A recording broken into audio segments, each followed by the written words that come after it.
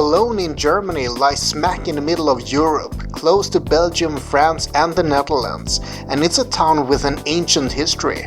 The first settlements were in Roman times, back in 38 BC, and there has basically been a town here ever since. Today, Cologne has more than 1 million people, and it's the fourth biggest city in Germany.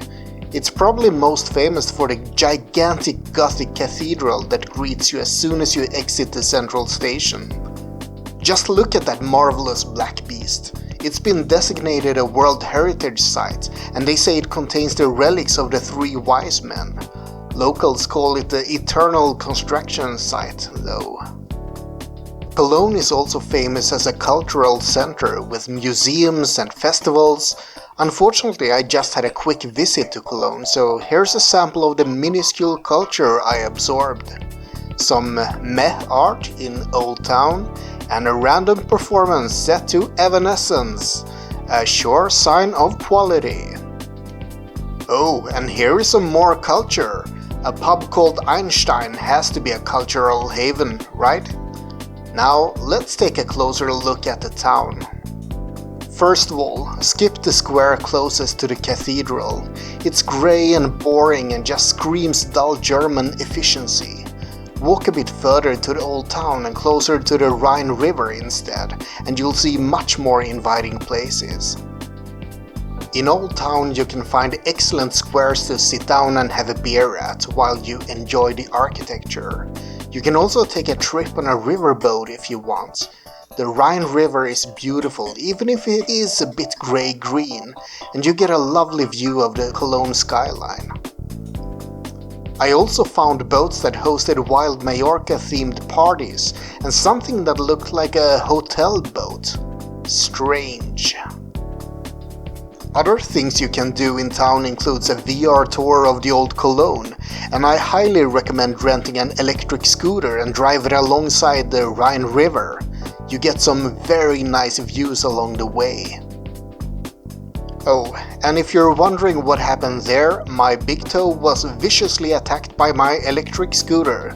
Look at it, just gloating nastily after I was injured horribly. If you're an animal lover like me, I recommend that you take a trip to Cologne Zoo. It's north of the central station. Just follow the river for a while.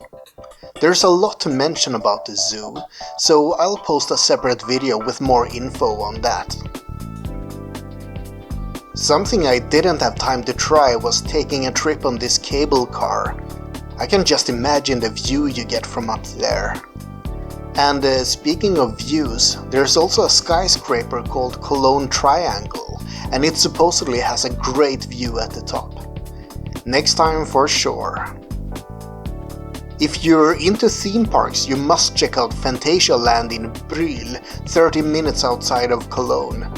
It's a beautiful park with quite a few interesting rides, one of which is the quite famous roller coaster Taron. Black Mamba is another great coaster you should try.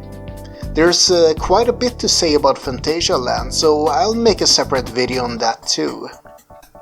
Personally, I visited Cologne primarily to visit Phantasialand, and I made this trip as a regular backpacker instead of a flashpacker as per normal. This was my quite Spartan room at the station hostel Cologne. It was sparse but functional, and I was pleased with my stay. Check them out if you're on a budget. All in all, I like Cologne. It's inviting and feels smaller and more cozy than the 1 million people it has. There's also a lot of fun things to do here, and many museums to visit. That said, I feel that there's nothing truly special here except for Phantasialand. It's just a pleasant town overall. Well, that's all for now. Have a great day.